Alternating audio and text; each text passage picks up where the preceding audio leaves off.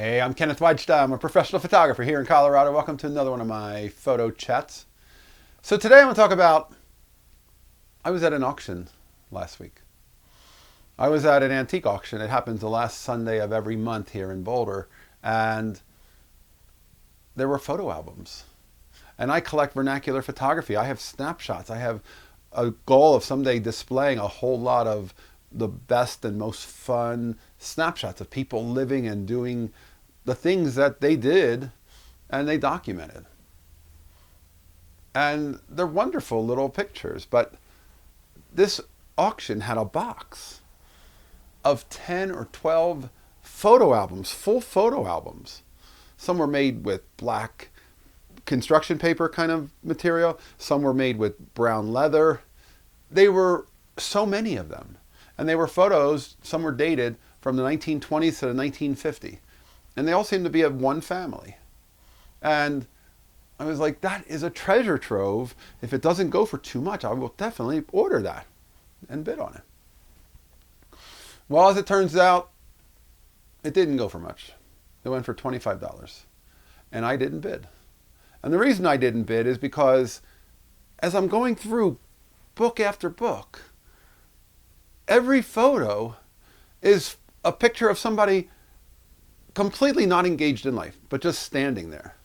Standing with this thing, standing in front of that thing, sitting with this thing. And they're all posed portraits and groups of people all just standing there.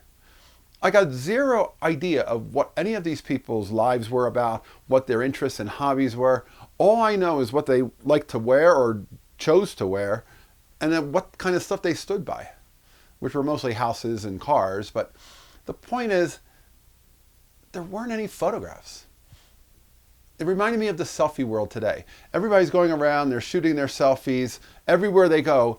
In a dozen years, you look back at all those photos and it's the exact same photo with just a slight different background, which they may not even remember where they are because they're all the same. They're all just pose pictures. Nobody's at that dinner, nobody's at that party saying, hey, I'm going to photograph people engaged in the party. They only take a photo when they turn everybody around and do the selfie. And what they're doing is they're making 10 albums of people standing with things. A collection of photographs that nobody else really even wanted either. There was no demand for that box of pictures.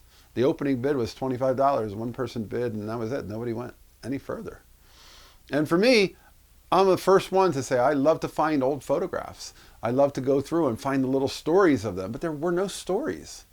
So I ask people now, what are you photographing? What are you documenting?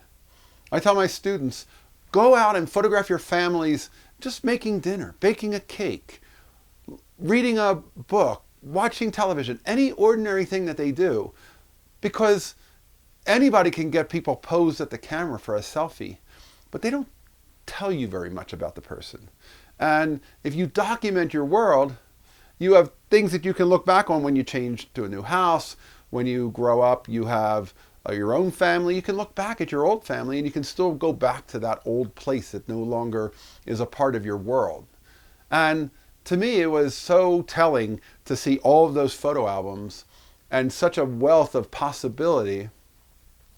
And there were no photographs. Nothing of anybody living.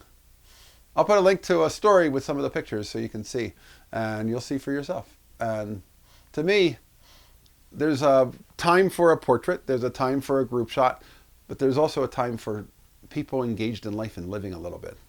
And I like to see that. All right, that's today's photography talk. If you're enjoying these, hit the subscribe button. If you can support, hit the Patreon. Thanks to all my supporters. I'll be back next time. We'll talk more photography. As always, here's to good light.